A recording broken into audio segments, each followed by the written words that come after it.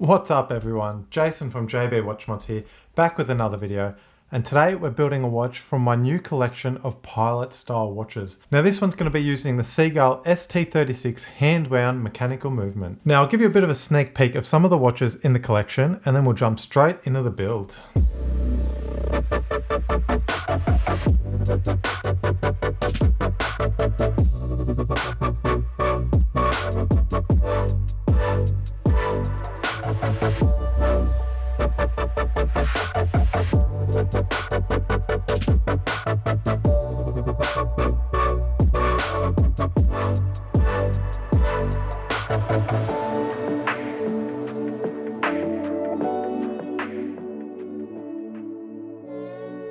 So we're using this beautiful 41mm pilot style case. Now it's got a polished bezel and brushed sides and looks absolutely unreal.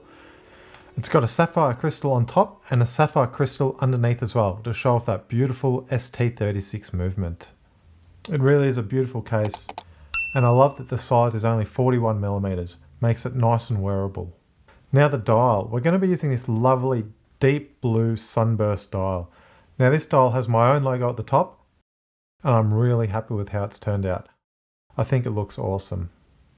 Now for our hands, we're going to be using these IWC style pilot's hands. Now these are great style hands because they're big, nice and simple and easy to read. I'm also doing this watch in a few different colorways, which you would have seen in the sneak peek. So I've got a lovely green sunburst dial, a black dial and a white dial as well. And they're coming on two strap options. So we've got this lovely dark brown leather strap, or we've got more of a cognac style strap as well.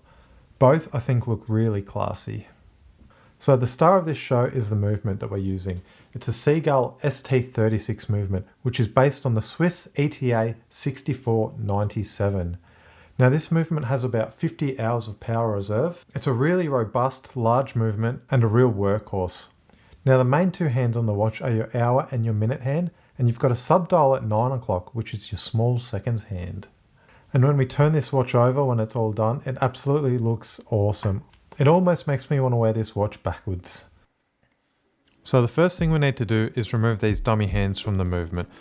So to do that, I'll use my dial protector and get my hand removing tools and just quickly pop off these hands.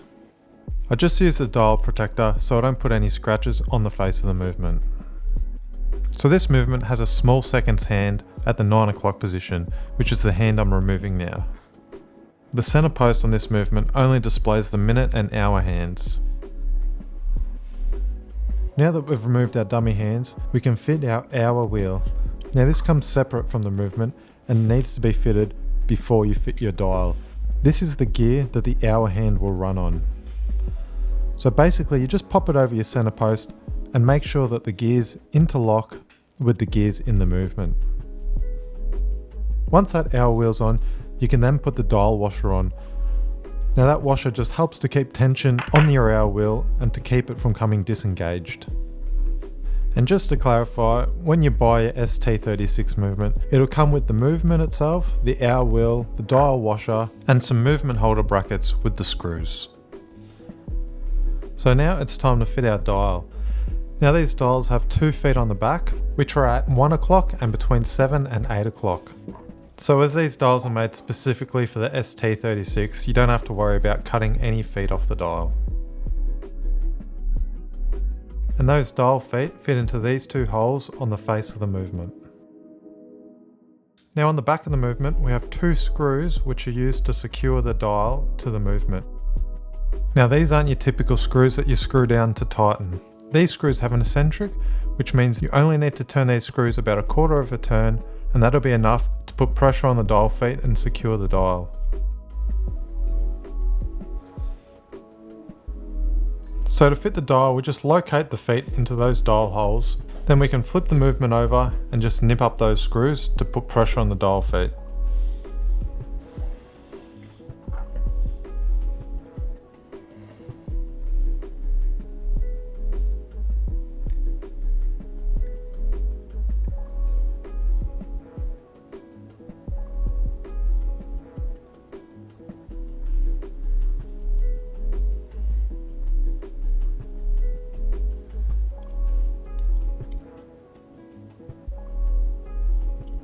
So once you've got those screws nipped up, just check around the perimeter of the movement and make sure that the dial's seated flush all the way around.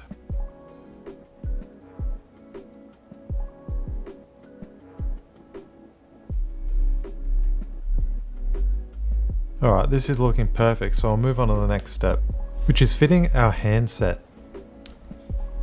So first up we'll do the hour hand, and I'll just use my bit of Rotico just to hold the hand, and this way I don't have to worry about scratching or marking the hands using pliers.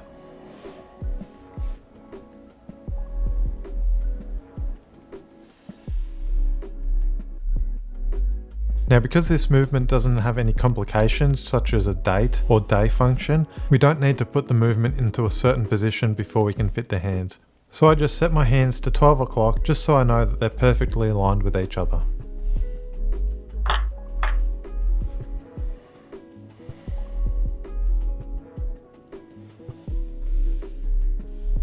So once I get that hour hand pressed on, I just check to make sure that it's sitting nice and flush and is seated correctly on the hour post. Next up is our minute hand, so same deal with this hand, using the Rotico just in the end of the hand. And I line this one up at 12 o'clock as well.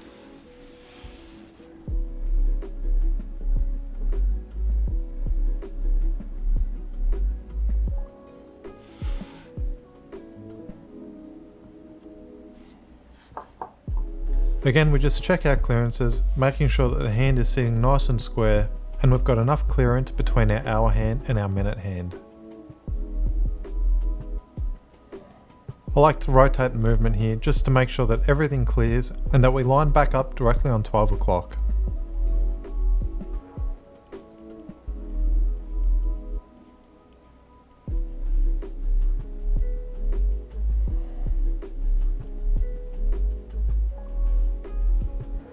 So now that we're happy with our clearances, everything's lining back up, we can go ahead and fit our small seconds hand. Now don't let the size of this hand put you off. It's no more difficult than an NH35 or NH36 if you've ever built one of those. No difference in process here, exactly the same, just using that Rotico. Take your time and just line up that second hand.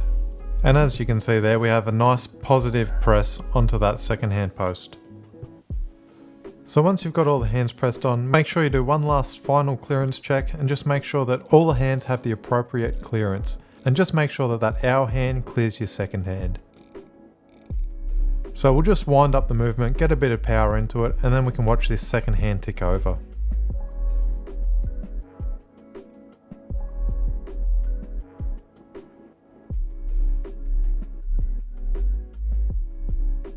So it's looking awesome so far, really happy with how it's coming along. Now we can get ready to pair this movement to the case. So we'll pop our case back off and we'll start cleaning this crystal.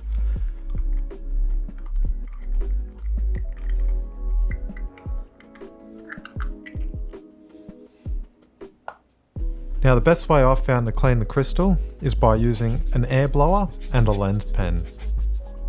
Now if you don't have a lens pen, go out and grab yourself one because they're definitely the best tool to clean your crystal.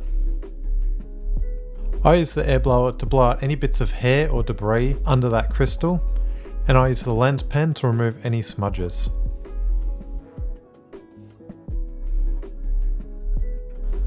So once you've got that crystal nice and spotless, we can get ready to fit the movement.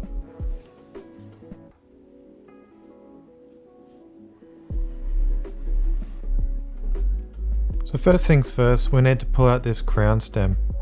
Now to do this, there's a small screw in the back of the movement that is used to retain the crown stem.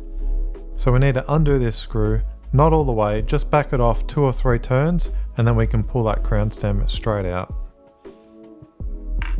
Now we can pop our movement back on our movement holder, grab our case and sit it on top of the movement to pair the two together. And I'll just give it one last blowout just to make sure there's no dust or any hair sitting on that dial.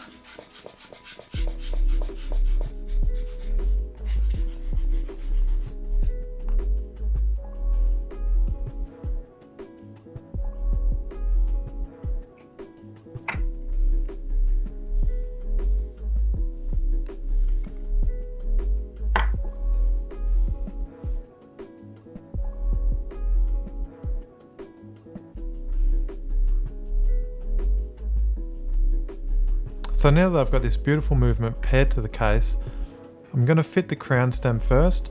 That way I know it's going to be located and in the right position.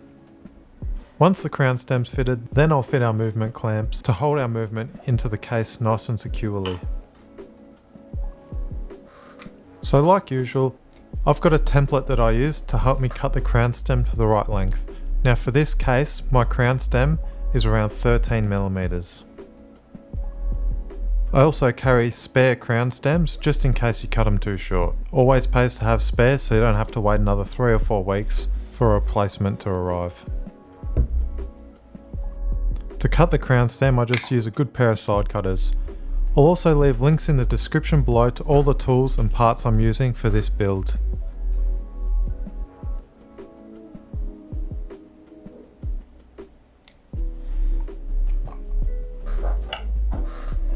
Now I've noticed a bit of a jagged edge on the end of this crown stem, so I'll just give it a file to make it nice and rounded. And that'll assist with screwing this crown on nice and easily, and you won't damage any threads inside that crown.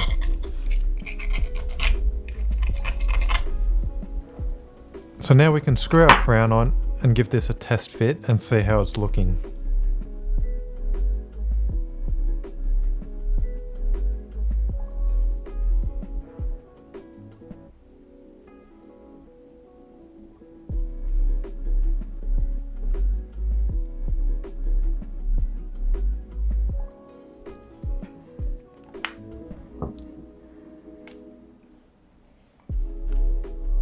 So we'll slide the crown in through the crown tube into the movement, and then we need to wind that screw back in to hold the crown firmly so we can check the length.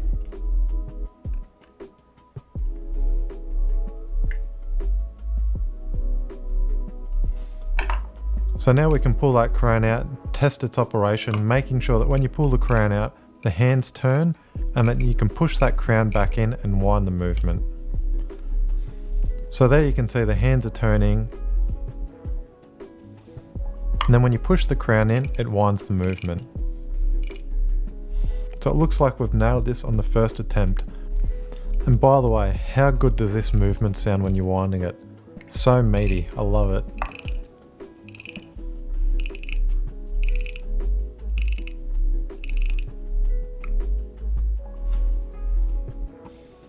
So now that I know that the movement's in the correct position, I'll go ahead and fit our movement clamps, which are these 2 small tabs here. Now these screw into the movement, into these 2 holes in the back of the movement.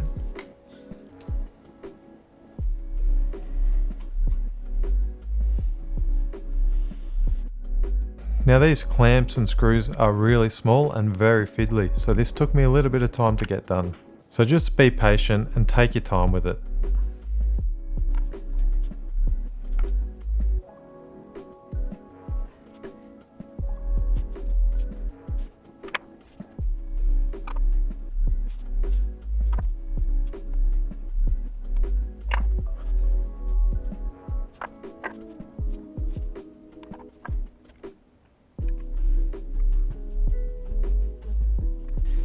Okay, I've finally managed to get these screws fitted, and this thing is looking unreal. I'm stoked with how it's looking so far. Really happy with it.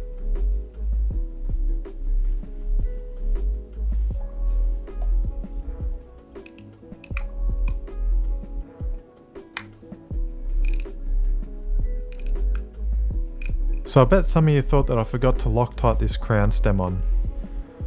Well, I didn't forget, I just wanted to change up the order a bit because I wanted to get the movement clamped down in the correct position before I Loctite this crown stem.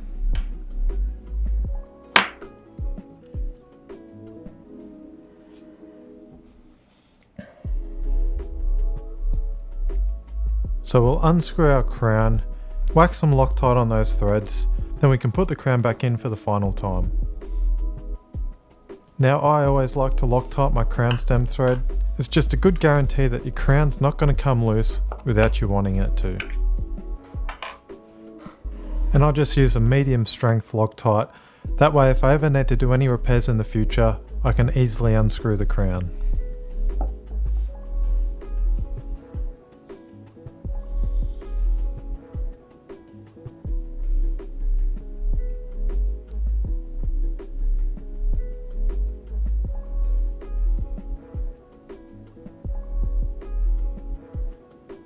So once we screw down our crown nice and tightly, just wipe any excess Loctite off with a bit of tissue, and then we can put the crown in for the final time.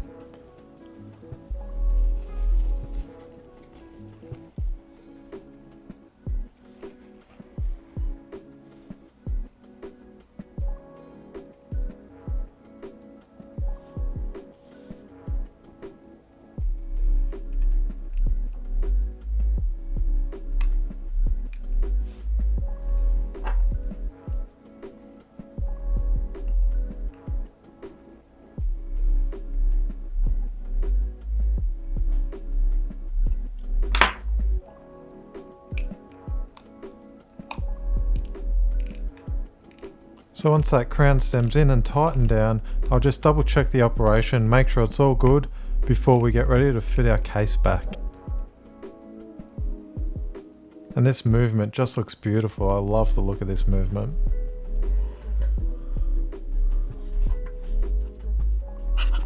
So now we'll fit our case back. We'll do the same as the top crystal, just get our air blower and our lens pen and just make sure that crystal is super clean, because I'll probably be looking at the back of this watch just as much as the front.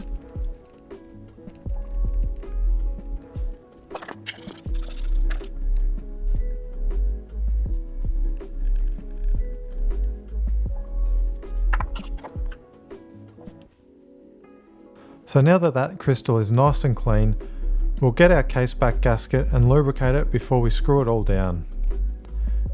Now this watch doesn't have a huge water resistance rating because it doesn't have a screw down crown, but by greasing this gasket will still help to prevent any moisture coming in through the case back.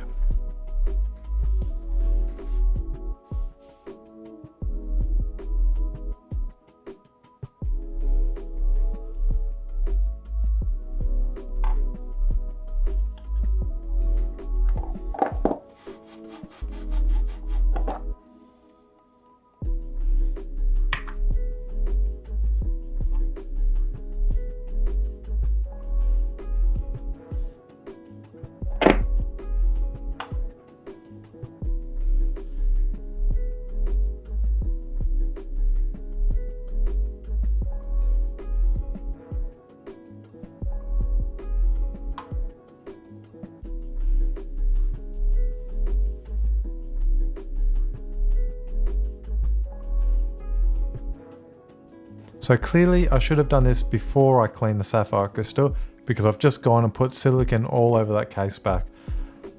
So I'll clean it again and then we can fit this case back.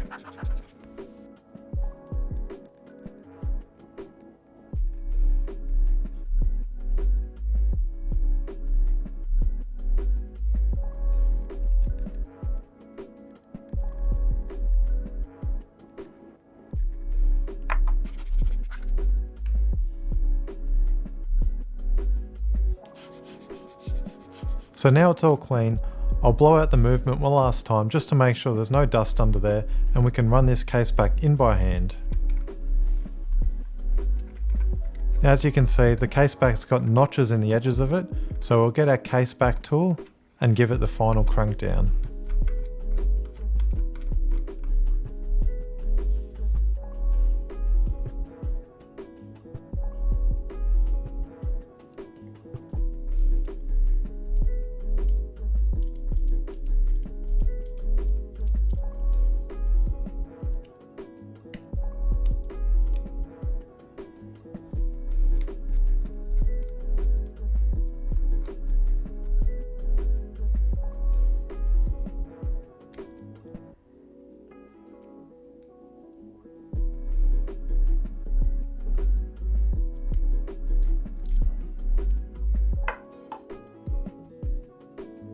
So now the case back's all tight, the movement's all sealed up, the case is complete and it's looking amazing.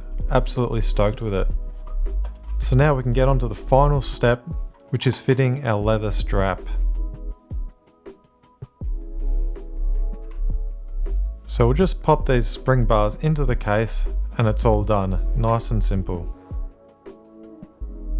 Now I do have this watch available in 4 different colours on my website.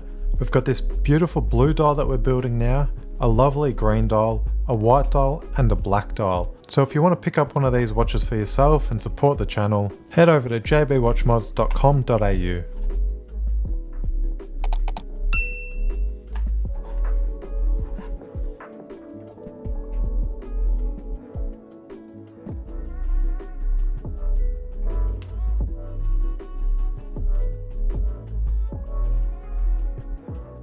But for now, this watch is just about done, so let's check out how this thing looks.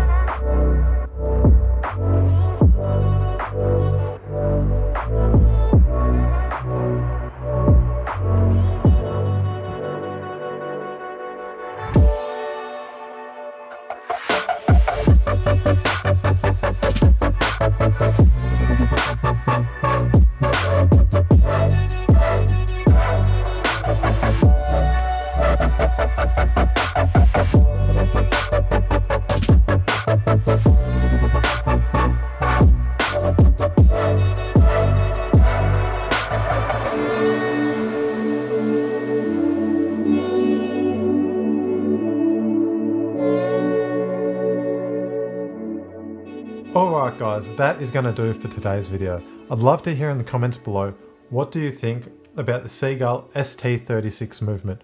I think it looks absolutely unreal, and that case back, just too good. If you've enjoyed the video, hit that like button and subscribe to stay updated. That is it for now. We'll see you in the next video. Cheers.